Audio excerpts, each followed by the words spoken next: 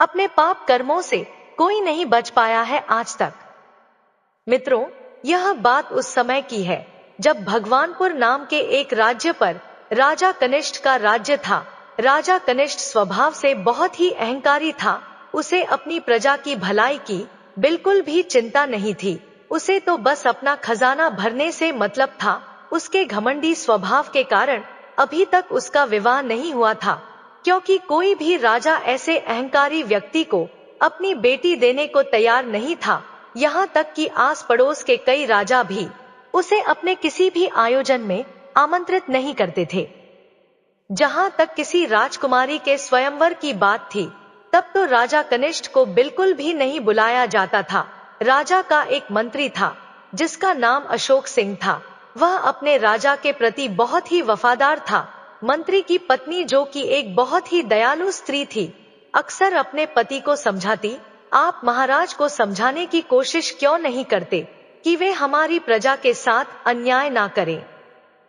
आम प्रजा को परेशान करने से उनके दिल से बद्दुआ निकलती है, जो राज्य के लिए भी नुकसानदायक हो सकती है। मंत्री अशोक सिंह बोला, भाग्यवान, तुम्हारी बात तो बिल्कुल सच है, लेकिन मेरी हैसियत राजा के सामने एक नौकर से ज्यादा कुछ भी नहीं है।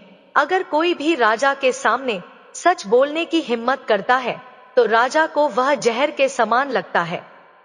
अगर मैंने भी राजा के सामने सच कह दिया तो वह मुझे मंत्री के पद से हटा देगा और मेरी छोटी सी गलती की भी बहुत बड़ी सजा दे सकता है। इसलिए इस घमंडी राजा की हाँ में हाँ मिलाना ही समझदारी है। मंत्री अशोक सिंह की पत्नी कहने लगी, आप कुछ ऐसा उपाय कीजिए जिससे सांप भी मर जाए और लाठी भी ना टूटे। मंत्री ने कहा, अरे भाग्यवान, गधे के सामने कितना भी मधुर संगीत बजाया जाए उसके पल्ले कुछ नहीं पड़ता। तुम क्यों अपनी अच्छी भली जिंदगी को तबाह करने की सलाह दे रही हो।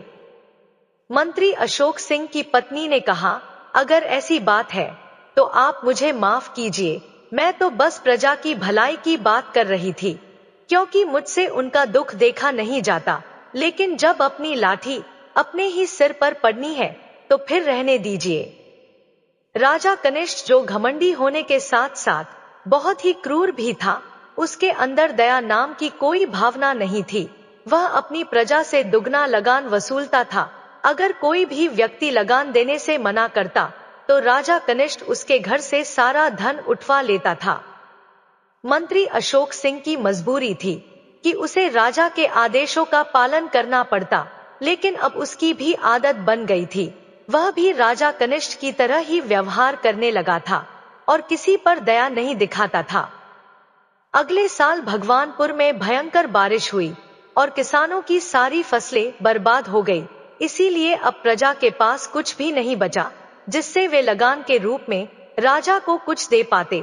जब मंत्री प्रजा से लगान वसूलने गया तो लोगों ने रो रो कर अपना दुखड़ा सुनाया। अब तो किसी के घर में एक मुट्ठी अनाज भी नहीं बचा। हर कोई भूख से व्याकुल है। राजा कनिष्ठ को चाहिए कि वह अपनी प्रजा की सहायता करे। जब सभी लोगों ने यही बात कही तो मंत्री अशोक सिंह ने जाकर राजा कनिष्ठ से कहा, महाराज, इस साल भयंकर बारिश की वजह से सभी लोगों की फसलें बर्बाद हो गई हैं। लोगों के पास कुछ भी नहीं बचा तो वे भला लगान कैसे भरेंगे। इसलिए महाराज, ऐसे समय में लोगों की सहायता करनी चाहिए। राजा कनिष्ठ ने क्रोधित होकर कहा, मंत्री, क्या तुम पागल हो गए हो? मैं एक राजा हूँ, मैं भला प्रजा की सहायता कैसे कर सकता हूँ? राजा का काम तो प्रजा से कर वसूलना होता है, और फिर राज्य में बारिश मैंने तो नहीं करवाई, यह तो बादलों का काम है। अगर प्रकृति के कारण किसानों को कोई कष्ट हुआ है तो भला राजा उसके लिए जिम्मेदार कैसे हुआ? सभी लोगों को हर हाल में कर चुकाना होगा। और मंत्री अशोक सिंह, आज के बाद अगर तुमने दयावान बनने की कोशिश की तो मैं तुम्हें राज दरबार से निकाल दूंगा। मंत्री अशोक सिंह बोला, क्षमा कीजिए महाराज, मुझसे गलती हो गई।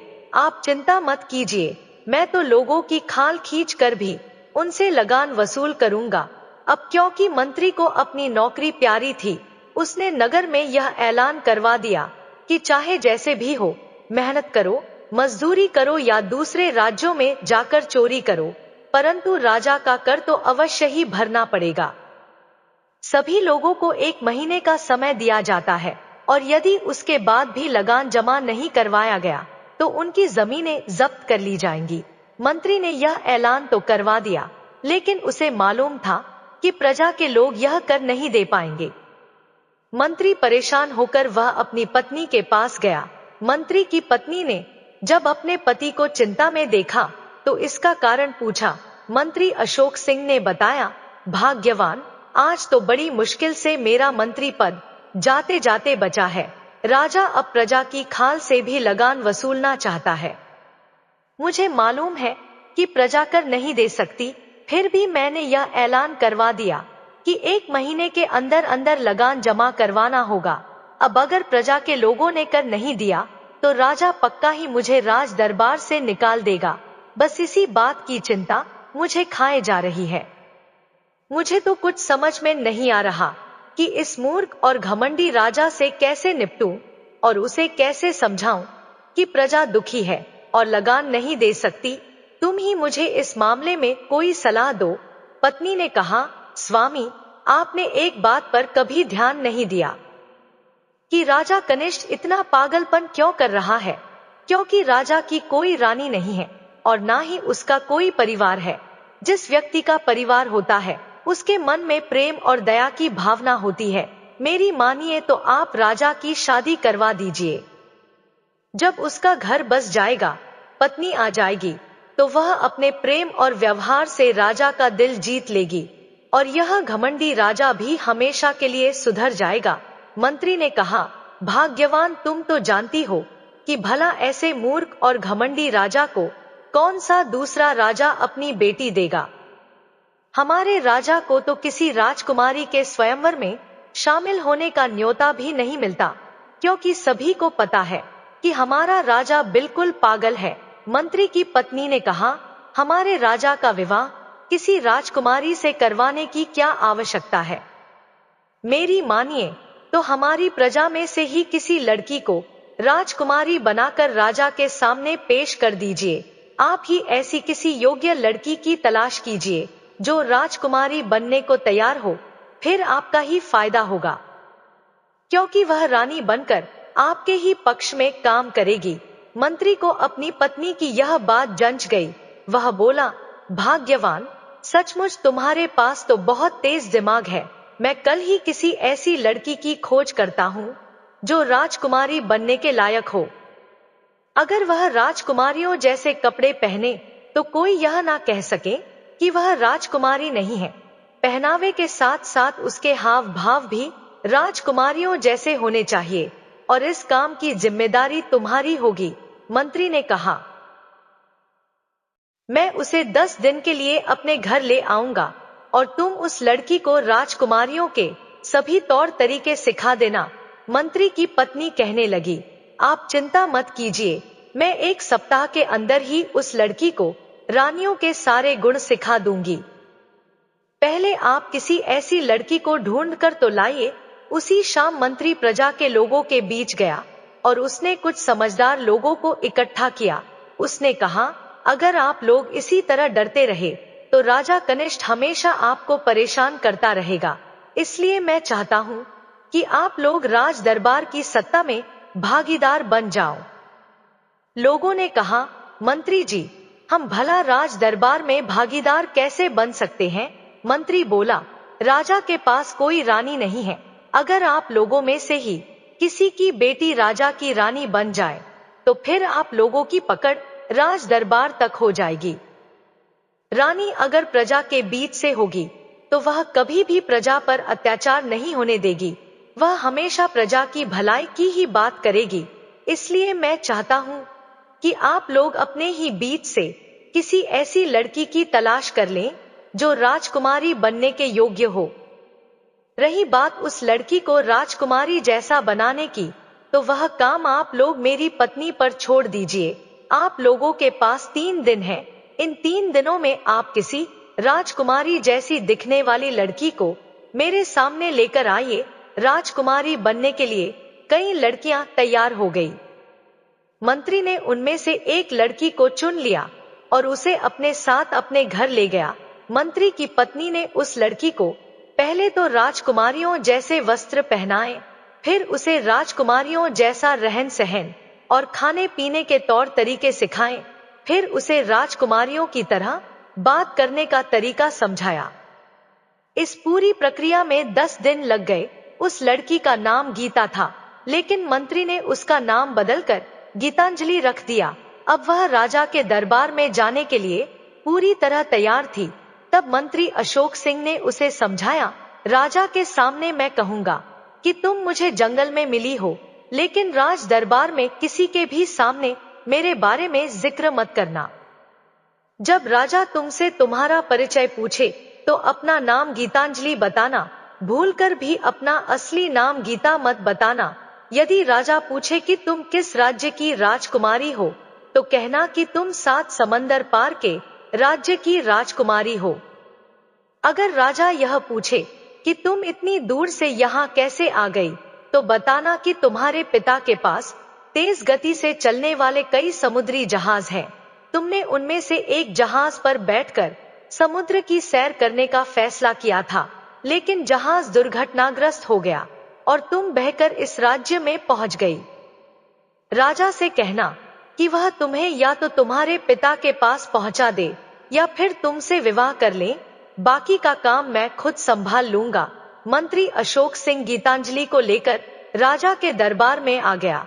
मंत्री की पत्नी ने उस लड़की को बिल्कुल राजकुमारियों की तरह सजाया था। जैसे ही राजा की नजर उस पर पड़ी, उसकी आंखों में चमक आ गई। राजा कनिष्ठ ने आज तक इतनी सुंदर राजकुमारी नहीं देखी थी। उसने मंत्री से पूछा, मंत्री जी, यह राजकुमारी कौन है और आपके साथ कैसे आई? मंत्री ने उत्तर दिया, महाराज, यह लड़की एक राजकुमारी है। यह मुझे हमारे राज्य के दक्षिण के जंगलों में मिली। यह अकेली और बहुत ही परेशान थी, इसलिए मैं इसे दरबार में आपके पास लेकर आया हूँ, ताकि आप इसकी कुछ सहायता कर सकें। राजा ने पूछा, यह किस राज्य की राजकुमारी है और इसके पिता कौन है? अब लड़की ने कहा, महाराज, मेरा नाम गीतांजलि है। मैं 7 समंदर पार के राज्य की राजकुमारी हूँ। इसके बाद राजकुमारी ने वही सब बातें कही जो योजना के अनुसार मंत्री ने उसे समझाई थी। उसकी सारी बातें सुनकर राजा ने कहा, बताइए राजकुमारी जी, मैं आपकी क्या सहायता कर सकता हूँ? गीतांजलि ने उत्तर दिया, महाराज, आप या तो मुझे मेरे माता पिता के पास भिजवा दीजिए या फिर मुझसे विवाह कर लीजिए। राजा ने मंत्री की ओर देखा और कहा, मंत्री जी, आप बताइए कि हम इस राजकुमारी की सहायता किस प्रकार कर सकते हैं? मंत्री बोला, महाराज, इस राजकुमारी को इसके राज्य तक पहुंचाना तो संभव नहीं है, इसलिए सबसे अच्छा उपाय यही है कि आप इस राजकुमारी से विवाह कर लें। यह सूरत और सीरत दोनों में ही अत्यंत भली है और फिर हमारे महल में भी रानी नहीं है।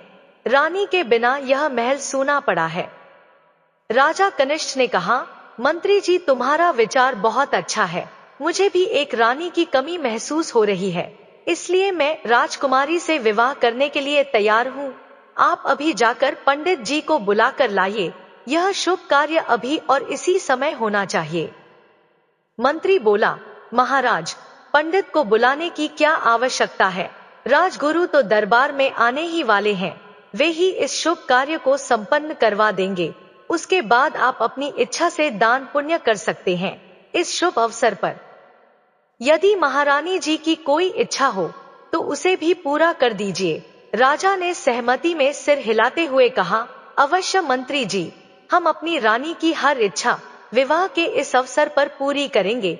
रानी के मन में जो कुछ भी होगा वह मुझसे मांग सकती है।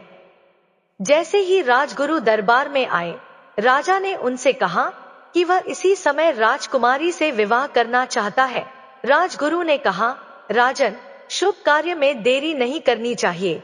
और फिर उसी समय राजा का विवाह संपन्न हो गया।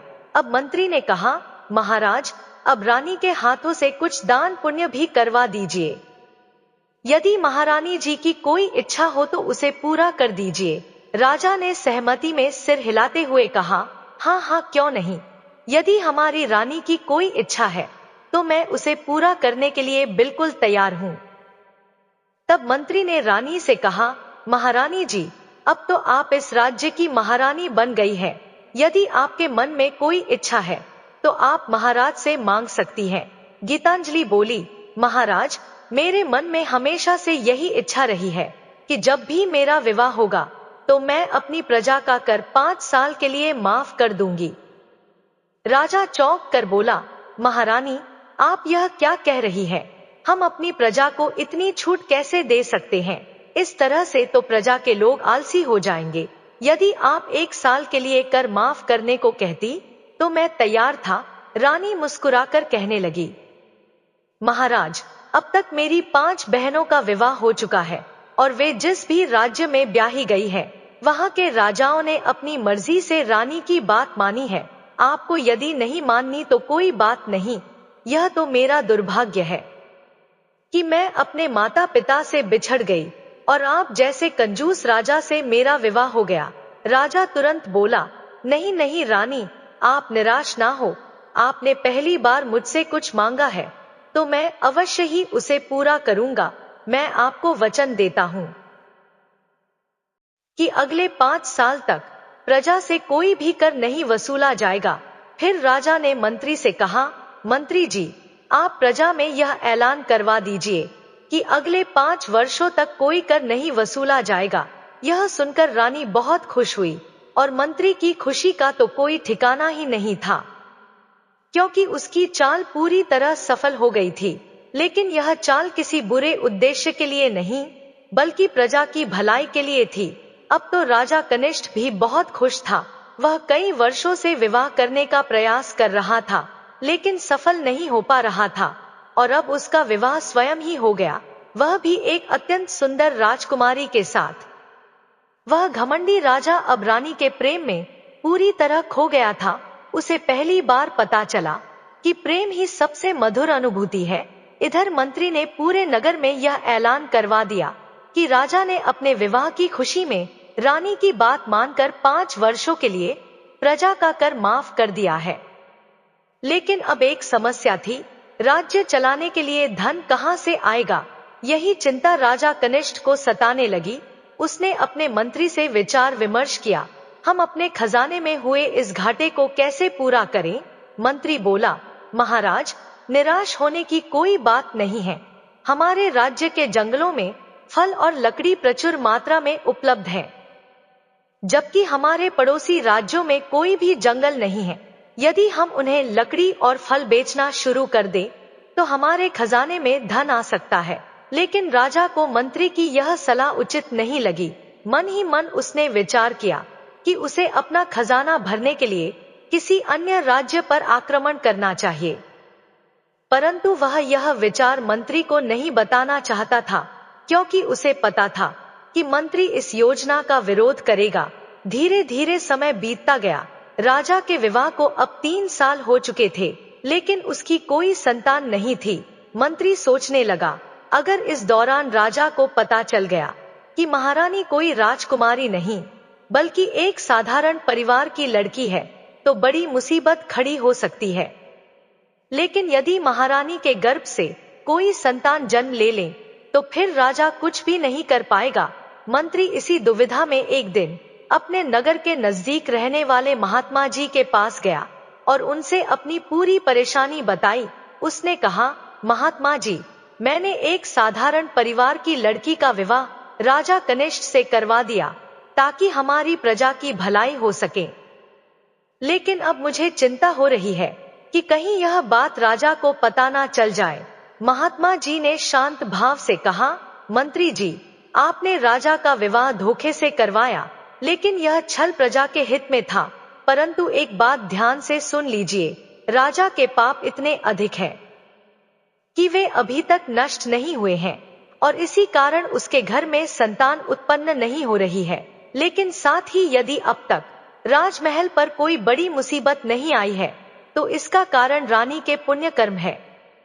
राजा ने तो आज तक कोई भी पुण्य का कार्य नहीं किया, लेकिन उसकी रानी धर्मात्मा है और उसी की वजह से प्रजा सुखी है। तुम चिंता मत करो, समय आने पर उनके घर में संतान का जन्म अवश्य होगा। महात्मा जी की बात बिल्कुल सही साबित हुई। कुछ ही दिनों के बाद यह शुभ समाचार मिला कि महारानी गर्भवती है। यह सुनकर राजा कनिष्ठ अत्यंत प्रसन्न हुआ और उसने रानी की सेवा में कई दासियां नियुक्त कर दी। परंतु इसी समय राजा के मन में पड़ोसी राज्य पर आक्रमण करने के विचार भी आने लगे। असल में कुछ वर्ष पहले काशीपुर के राजा चौधरी ने अपनी पुत्री के विवाह के लिए एक स्वयंवर का आयोजन किया था। गलती से राजा कनिष्ठ को भी उसका निमंत्रण भेज दिया गया, लेकिन जब राजा चौधरी को इस भूल का एहसास हुआ तो उसने तुरंत एक दूत भेजकर राजा कनिष्ठ से वह निमंत्रण वापस मंगवा लिया। यह सुनकर राजा कनिष्ठ के अहंकार को गहरी ठेस पहुंची। उसने इसे अपने जीवन का सबसे बड़ा अपमान समझा। आज तक किसी ने उसका इतना बड़ा अपमान नहीं किया था। यह अपमान उसके मन में एक जलती हुई चिंगारी की तरह धधक रहा था। वह बस मौके की तलाश में था कि किसी दिन काशीपुर के राजा चौधरी से बदला ले सके। अब राजा चौधरी की एक और बेटी विवाह योग्य हो चुकी थी और राजा चौधरी उसे लेकर वैशाली राज्य जा रहा था। राजा कनिष्ठ को विवाह में कोई दिलचस्पी नहीं थी, परंतु वह काशीपुर पर आक्रमण कर उसके खजाने को लूटना चाहता था। एक दिन उसने इस विषय पर अपने मंत्री अशोक सिंह से चर्चा की। मंत्री ने उसे समझाते हुए कहा, महाराज, अब युद्ध के विचार को त्याग देना चाहिए। हमें पड़ोसी राज्यों से मधुर संबंध बनाने चाहिए। यदि हम शांति बनाए रखते हैं तो इससे हमारा राज्य भी समृद्ध होगा। लेकिन राजा कनिष्ठ को मंत्री की यह सलाह बिल्कुल उचित नहीं लगी। उसे लगा कि उसका मंत्री अब बुजुर्ग हो चला है और उसकी बातें व्यर्थ हैं। उसने मन ही मन निश्चय कर लिया कि अब वह किसी भी महत्वपूर्ण कार्य में अपने मंत्री से सलाह नहीं लेगा। बल्कि उसने यह भी विचार किया कि मंत्री को पद से हटा देना चाहिए और उसकी जगह किसी और को नियुक्त करना चाहिए। राजा कनिष्ठ ने अपने गुप्तचरों को बुलाया और काशीपुर राज्य पर कड़ी नजर रखने का आदेश दिया।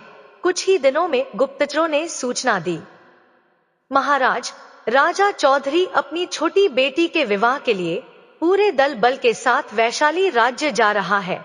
वह पूर्णिमा के दिन प्रस्थान करेगा और इस अवसर का लाभ उठाकर आप काशीपुर पर आक्रमण कर सकते हैं। इस युद्ध में बहुत कम नुकसान होगा, लेकिन आपको काशीपुर का पूरा खजाना मिल जाएगा।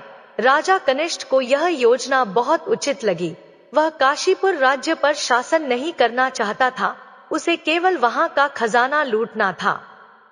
आखिरकार वह दिन आ गया जब गुप्तचरों ने सूचना दी, महाराज, अब मार्ग पूरी तरह साफ है। राजा चौधरी अपने सैनिकों और दरबारियों के साथ यात्रा पर निकल चुका है। राजा कनिष्ठ ने अपनी सेना को तैयार किया और काशीपुर पर अचानक आक्रमण कर दिया।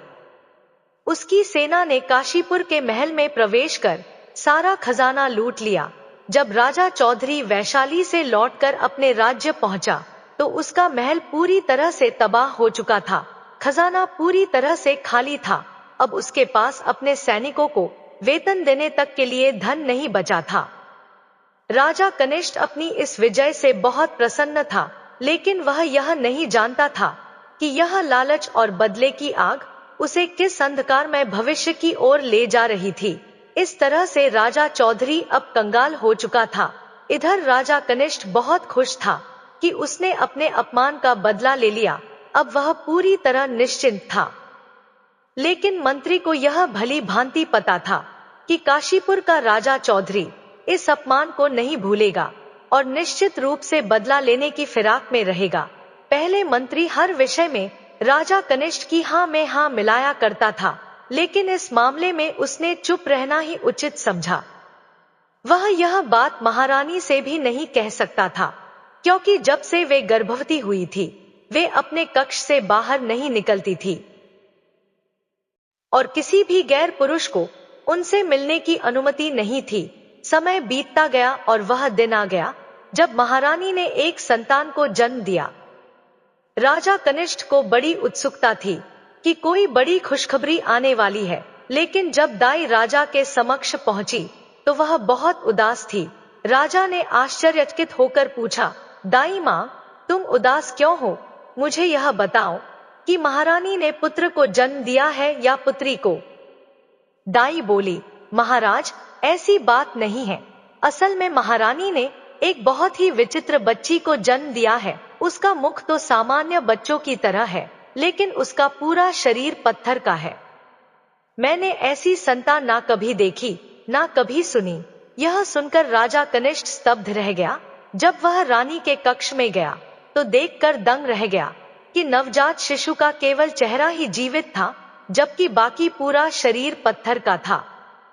राजा ने व्याकुल होकर कहा, रानी, हम इस विचित्र बच्ची का क्या करेंगे? रानी ने दृढ़ता से उत्तर दिया, महाराज, अब तो हमें इसे इसी अवस्था में पालना होगा। आगे जो भी होगा वह प्रभु की इच्छा के अनुसार होगा। राजा कनिष्ठ को उम्मीद थी कि रानी कहेगी कि इस विचित्र बच्ची को जंगल में छोड़ दिया जाए, लेकिन जब उसने देखा कि रानी इस पत्थर की बच्ची को ही अपनी संतान मान रही है, तो उसे कुछ समझ नहीं आया कि अब क्या किया जाए। राजा सोचने लगा कि अगर उसने इस विचित्र बच्ची को महल में रखा तो सभी के सामने उसकी हंसी उड़ाई जाएगी। उसे लगा कि ऐसी बच्ची को महल में रहने का कोई अधिकार नहीं है। कुछ दिनों बाद राजा का मन भारी रहने लगा। वह अपने विचारों से विचलित होकर मन बहलाने के लिए शिकार पर जंगल चला गया। जंगल में उसकी नजर एक बहुत ही सुंदर युवती पर पड़ी। राजा उसके समीप गया और पूछा, देवी, आप कौन हैं और इस जंगल में क्या कर रही है? युवती मुस्कुरा कर बोली, मैं एक राज्य की राजकुमारी हूँ। मैंने राजा कनिष्ठ के पराक्रम और यश के बारे में बहुत कुछ सुना था। मैं उनसे विवाह करने की इच्छा रखती थी, इसी कारण मैं यहाँ आई थी। लेकिन यहाँ आकर मुझे पता चला कि राजा का विवाह पहले ही हो चुका है, और वह भी एक गरीब किसान की बेटी से। राजा कनिष्ठ चौंक गया। उसने तुरंत विरोध करते हुए कहा, हे देवी, आपकी यह बात असत्य है। मेरी रानी एक राजकुमारी है। युवती ने हंसते हुए उत्तर दिया, महाराज, यह सच नहीं है। आपकी पत्नी वास्तव में एक गरीब किसान गिरधर की बेटी है। यदि आपको यकीन ना हो तो आप स्वयं जाकर इसकी पुष्टि कर सकते हैं। यदि मेरी बात झूठ निकली तो आप मुझे फांसी पर चढ़वा दीजिए, लेकिन यदि यह सच निकला तो बताइए आप क्या करेंगे? राजा कनिष्ठ ने आवेश में कहा, अगर यह सच निकला तो मैं उसे महल से निकाल दूंगा और तुम्हें अपनी रानी बना लूंगा। युवती ने आगे कहा, महाराज, अब यह भी जान लीजिए कि आपकी रानी का असली नाम गीतांजलि नहीं बल्कि गीता है।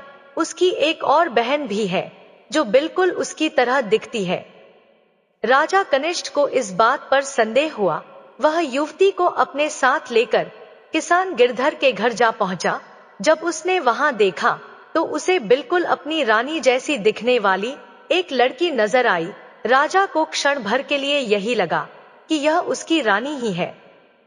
किसान गिरधर ने जब अपने घर पर राजा कनिष्ठ को देखा तो डर के मारे कांपने लगा। राजा ने किसान को फटकारते हुए पूछा, तुम्हारी दूसरी बेटी गीता कहाँ है? किसान डर गया और उसने सच्चाई छिपाने की कोशिश नहीं की। उसने हाथ जोड़कर कहा, महाराज, मेरी बेटी गीता ही आपकी रानी है, लेकिन इसमें मेरी कोई गलती नहीं है। सारी योजना तो आपके मंत्री जी ने बनाई थी, वही मेरी बेटी को अपने साथ ले गए थे। अब राजा को पूरी सच्चाई मालूम हो चुकी थी। उसे समझ आ गया कि मंत्री ने उसे धोखा दिया था और किसानों का 5 साल का लगान माफ करने का षड्यंत्र भी उसी का था।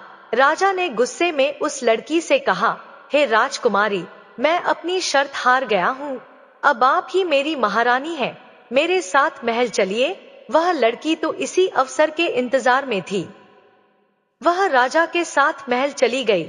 महल पहुंचते ही राजा क्रोधित हो गया और उसने सैनिकों को आदेश दिया, मंत्री और रानी दोनों को कारागार में डाल दो और उस पत्थर की बच्ची को जंगल में फेंक दो।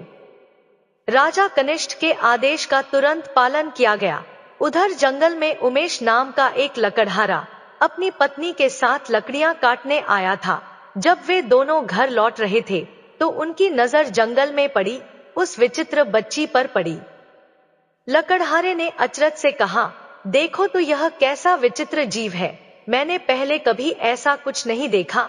लकड़हारे की पत्नी ने दया दिखाते हुए उस बच्ची को गोद में उठा लिया। जैसे ही उसने बच्ची को छुआ, वह अचानक एक सुंदर कन्या में बदल गई। लकड़हारे की पत्नी चौंक कर बोली, अरे आप इसे विचित्र जीव बता रहे थे, लेकिन यह तो किसी परी जैसी सुंदर बच्ची निकली। लगता है किसी ने इसे जंगल में छोड़ दिया है। दरअसल लकड़हारे की पत्नी एक धर्मात्मा स्त्री थी। उसके पुण्य कर्मों के कारण ही बच्ची उसके हाथ में आते ही अपने पत्थर के रूप से मुक्त हो गई। उसने प्रसन्न होकर कहा, अब यह बच्ची ही हमारा सहारा बनेगी, हम इसे अपने घर ले चलेंगे और इसका लालन पालन करेंगे। वे दोनों उसे लेकर अपने घर आ गए। इधर राजा अपनी नई महारानी को लेकर महल पहुंचा, लेकिन उसे यह पता नहीं था कि वह लड़की वास्तव में कोई और नहीं बल्कि काशीपुर के राजा चौधरी की एक दासी थी, जो बदला लेने के लिए भेष बदल कर आई थी।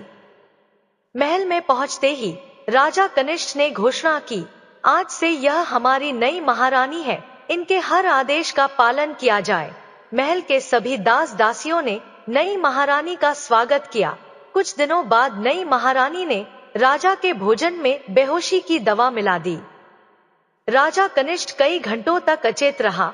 इस बीच नई महारानी ने अपने कुछ विश्वास पात्र सैनिकों को बुलाया और राजा का सारा खजाना उठवाकर काशीपुर ले गई, क्योंकि राजा का आदेश था कि रानी के हर आदेश का पालन किया जाए, इसलिए किसी ने भी उसका विरोध नहीं किया।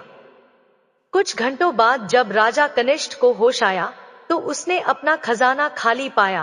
क्रोधित होकर उसने महल के पहरेदारों और सेवकों से पूछा, यह सब कैसे हुआ?